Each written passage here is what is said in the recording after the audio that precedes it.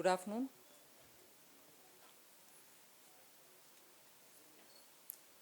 Today marks the end of the fourth phase of the election to the 16th Lok Sabha, almost mid-course in the process of electing the new Lok Sabha. And we find that more and more indicators show that the people of India are working to have a Congress Mukt Bharat. You find the enthusiasm with which people are turning out at the polling booths, and also the way in which the entire atmosphere is turning out clearly indicates that the Congress-led UPA is certainly on its way out, and the response to the BJP's Prime Ministerial candidate Sri Narendra Modi's rallies, and also the way in which people are responding even as they are coming out of the polling booth, indicate that BJP-led NDA, which is now with 25 political parties, an alliance with 25 political parties is emerging to disprove many of the allegations which the Congress has been throwing at the NDA. With Sri Narendra Modi's candidature being announced, you will not have alliance partners, he will not be acceptable to the rest of the country, and so on. Today, if anything, the Congress is standing isolated, all on its own, and if anything, completely exposing how they failed the people of this country in the last decade. And that's very clear, especially in the way in which they are in the mid-course of this election, even as the fourth phase is completing today. They are absolutely rattled. The Congress party is rattled. They are able to see the message on the wall. They are unclear as to how they have to go forward. And as a result, you saw a complete shameful personalizing of campaign. You had the vice president of the party who earlier gave lectures on how he doesn't approve of a certain way of campaign, engaging in what was absolutely a personalized attack on the prime ministerial candidate of the BJP, Sri Narendra Modi, on a matter that doesn't exist. Here was a statement, a candid statement made by the prime ministerial candidate about a marriage which did not get annulled, nor was it a marriage in which they were cohabiting. A matter of fact statement was taken as though there was a hidden fact or something which was not stated. The Congress party is rattled. There is no doubt, and I repeat it. And as a result, they don't even know how to move forward, and they're panicking. On the one hand, the vice president seems to be coming up with a personal attack, which today, in a very calibrated fashion, he seems to say that he is not, whereas he did engage in a personal attack, and that's obvious. However, with this background, what is important is you've had a revelation coming out through a book which was published, written by no less a person than the Prime Minister's media advisor. I won't extend a monologue, but there are 5 questions which we want to raise out of what has emerged from this book. And on those 5 questions, most of which will have to be answered by Srimati Sonia Gandhi, because this book is not written by any Tom, Dick and Harry. It is written by somebody who held a responsible position in the Prime Minister's office, and therefore it is important. And we shall ask those 5 questions, not that there are lesser number of issues. Every point which has been raised in that book requires an answer. It is not about a government which existed 50 years ago. It is about a government which is in power today, and about a person who held a high office in the Prime Minister's office itself. Before I go on to the question, I certainly would want to recall and highlight, talking about the way in which affidavits are being taken seriously by the Vice President, and outrage by the Congress is being expressed in every channel, every media center or media conference, I would like to ask what Sri Arun Jaitley himself has said in his narrative this morning, which is put on a blog post. Why is the Congress party silent on Amrinder Singh's partial disclosure in his affidavit? Nothing has been said by the Congress party as to why Captain Amrinder Singh has failed to record the benefits which accrue to his family members from a trust which is held abroad, and that has not been mentioned in his affidavit. Is that something which the Congress party wants to live with while throwing mud at people who are only making an honest statement? We like to ask the Congress party to respond on Sri Amrinder Singh's affidavit, where a very important issue has been raised by the BJP since yesterday. The candidate in Amritsar, BJP's candidate, Sri Jaitley ji, has raised issue. Not a single person from the Congress has answered. So you just can't be throwing mud at affidavits and disclosures when you have a chosen candidate who has not expressed what he should be expressing.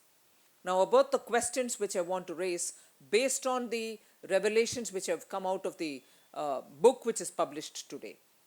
First thing, the book discloses that the files were seen and approved by Srimati Sonia Gandhi much before they came for the Prime Minister's consideration.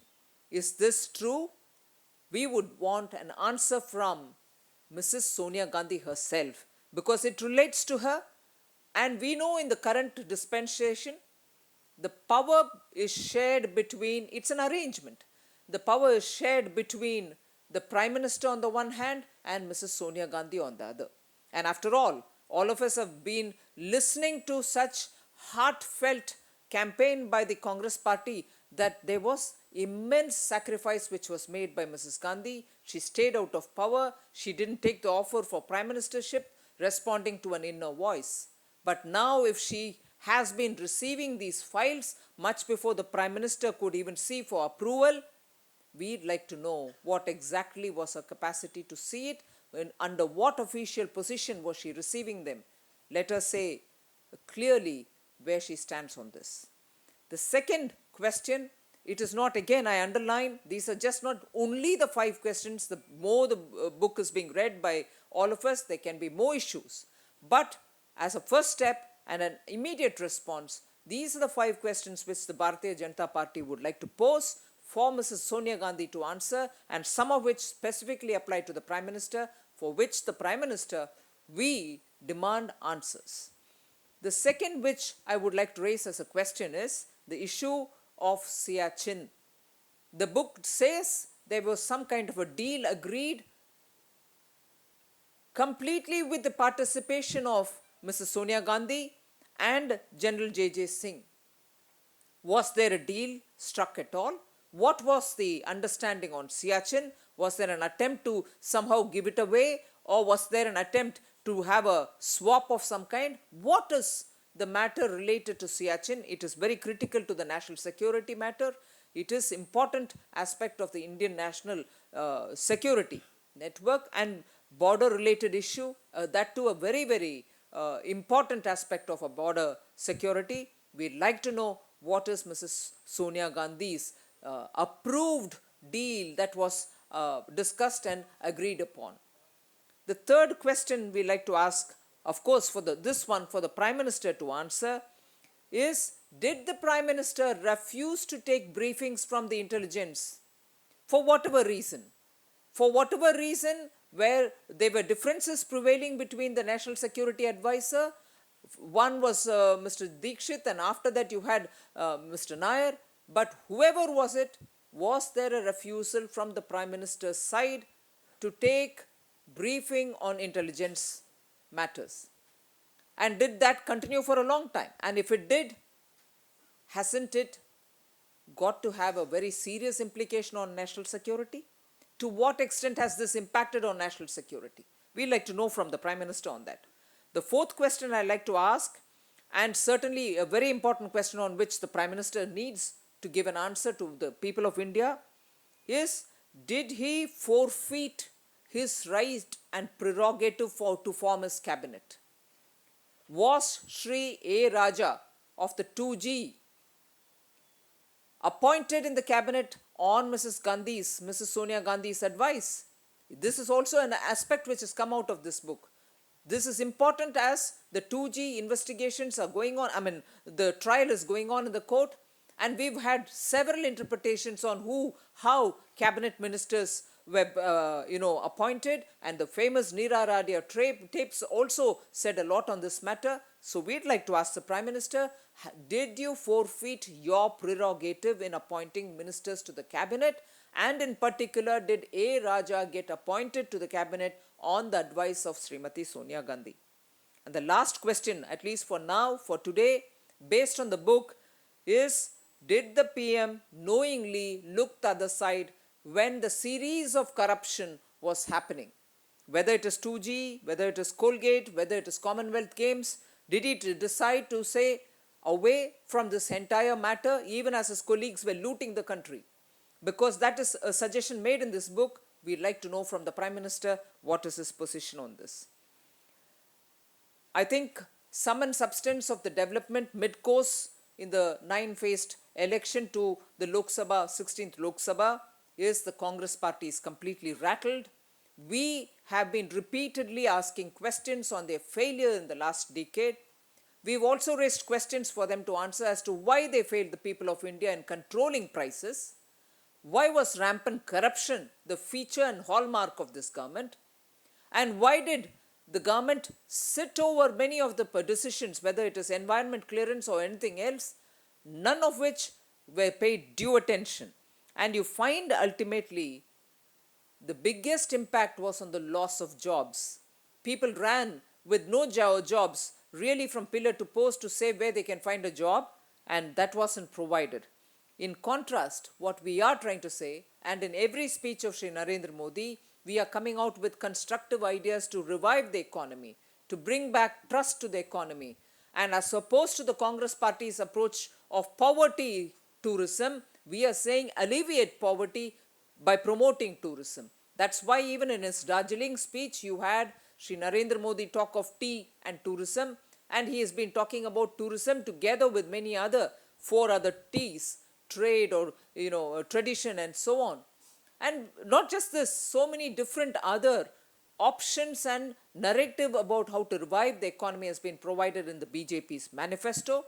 It is time for the Congress party to introspect, stop doing negative politics, stop personalizing debates, and get to giving answers to the people of India, and also tell us why you are not providing answers on those critical questions being raised by the BJP. Thank you. Ji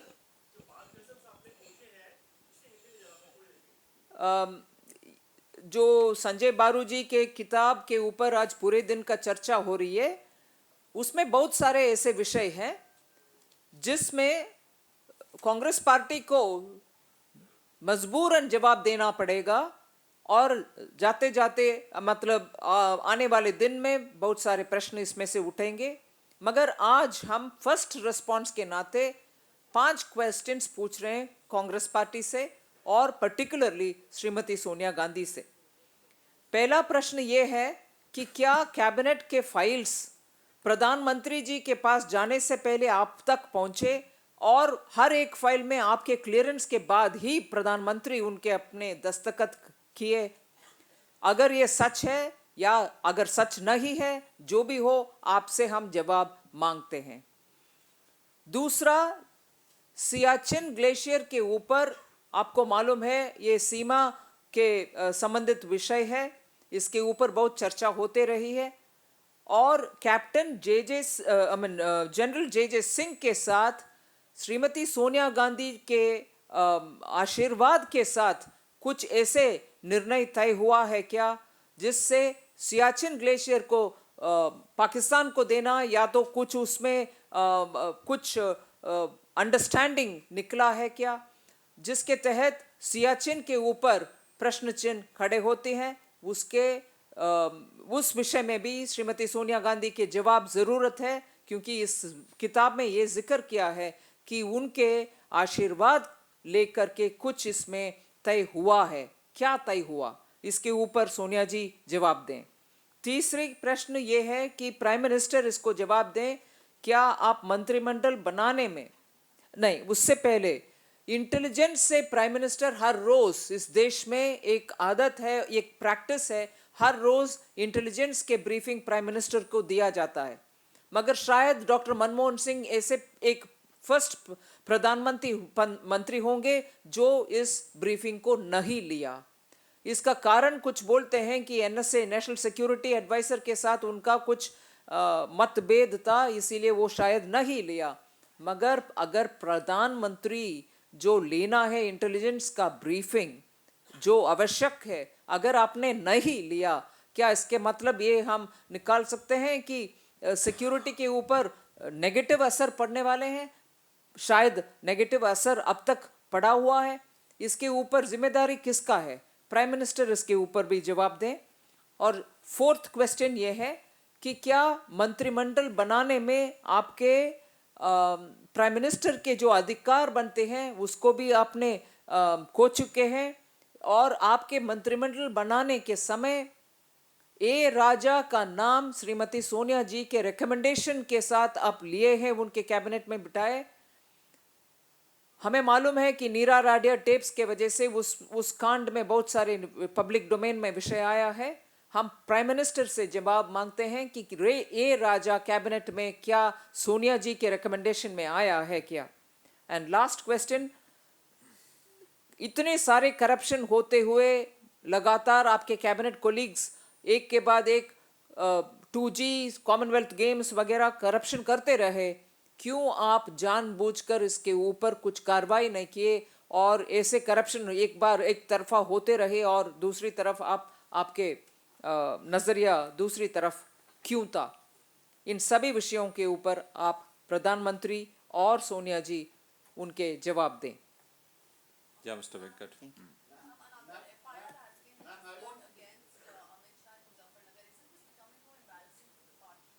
No, absolutely not. Because I think where we are very clear about what he has said during that speech, and if there are no concocted version of that CD are floating around, and if the genuine speech is seen in its fullness, you will know that Sri Amit Shah has only asked people to make sure that they use the vote as an instrument to seek justice for themselves, and which is not he has not taken any religion, or he has not addressed any particular religious group, and therefore he will certainly give a formal reply to the election commission. But the fact that more and more FIRs are getting filed for something which is not even provocative, whilst in contrast people who have made such provocative speeches like Mr. Azam Khan don't seem to even have one FIR against them, certainly shows where the intention of the Samajwadi Party government is. Much against the advice and suggestion of the Election Commission, they are working as they please. Yeah, Mr. Venkat. I want to draw your attention on two issues. One is on the Narendra Modi's marriage. Normally, Rahul Gandhi has made allegation in his body. One of your former alliance partner, DMK, Supreme Mr. Karnanji also openly, publicly is asking various questions about Narendra Modi's marriage. Number one. Number two, when you make an allegation against the Congress person, Sonia Gandhi is going through all the files after her approval only, most of the decision has been taken by the Prime Minister. Are you indirectly saying for the Colgate, the Congress president is responsible for whatever the decision has been taken by the Prime Minister? Well, be clear on one thing. The allegation which is being laid is derived from the book which has been written by the Prime Minister's media advisor, one-time media advisor. There cannot be a greater authoritative source on the happenings in the PMO. And therefore, we've taken it from the source which is very authentic. And certainly, what is the indirect or direct? As the head of the UPA, with or without this book, I'll certainly charge Srimati Sonia Gandhi for being responsible for the corruption which happened. We've not heard her speak one word about the rampant corruption which prevailed in UPA too. They repeatedly lectured to us about our Right to Information Act. Even on the Right to Information Act, when questions were raised about the PMO's involvement in Colgate, or when questions were raised about the other scandal, I suggest you look at it. Neither answers come on the RTI, but the scandals kept happening. So, on a matter in which they want to take immense pleasure and brownie points, they themselves are not answering, they're refusing to answer, thereby diluting the RTI. On the other, she takes pride on having brought in so many important legislations. She should also tell us why so much of corruption happened in her government. So I don't need a book to say that. Now the book is adding to the argument which we've always been placing. That is one thing. And as regards Prime Minister, candidate of the BJP, his marital status, Karunanidhi ji is very, very a senior politician of Tamil Nadu. Very respected Tamil Nadu literature, Kalaignar as he is called. Talking about marriages, with due respect, sir, Mr. Modi has mentioned his marital status, which was not made null and void post his becoming an adult. He is not hidden at fact. He is never, ever misled the people of this country. And respecting the privacy and the space which has to be provided to the woman in question concerned in this particular matter, he never named her earlier. But now under the new law, because the spouse's name is required because you can't leave any column blank, either you say no, or you say not applicable, or you say not known, known. Since the three cannot be mentioned, and since that marriage was not even null and void, everybody in Gujarat knows, and most of us know, that they were not even living, they were not even cohabiting. But still, till today, because he respected the privacy and honor of the lady, he never mentioned her name. And in stating candidly a fact, if the vice president of the Congress party was ill-advised in taking the name and saying and having a personalized attack, I certainly don't expect that from a senior Tamil Nadu politician.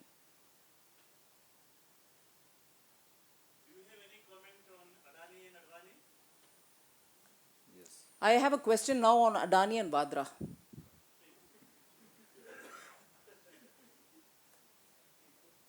And on that, actually not so much on Adani, but if they were very concerned about us treating our elders with respect, and suddenly Congress has woken up to Sri Advani, Sri Vajpayee, all of whom they day in and day out made fun of. Let me recall. Let me recall here, sorry. Wasn't it Mrs. Sonia Gandhi who had named Vajpayee ji as a liar? Suddenly they think it fit to have him and his name and his words in their website? Is there a brazenness about which we can speak? Congress party can go to any extent just because they want to earn few cheap votes? And about treatment to elders. I think I've said this many times. I'll definitely take this opportunity to say it again. What was Sitaram Kesari? Where was he kept when Sonia Gandhi became the president? In the bathroom. Let them dispute it. And where was P.V. Narasimha Rao's corpse being taken? The gate of the Congress party was shut for fear that body might come inside. Shame on Congress party to lecture to people on how elders will have to be respected. I think the Congress party, I do not want to go on this tirade in spite of any number of provocations, but still, since you asked a very succinct question, I thought I'll do a bit of justice to it. Thank you. Thanks. बहुत धन्यवाद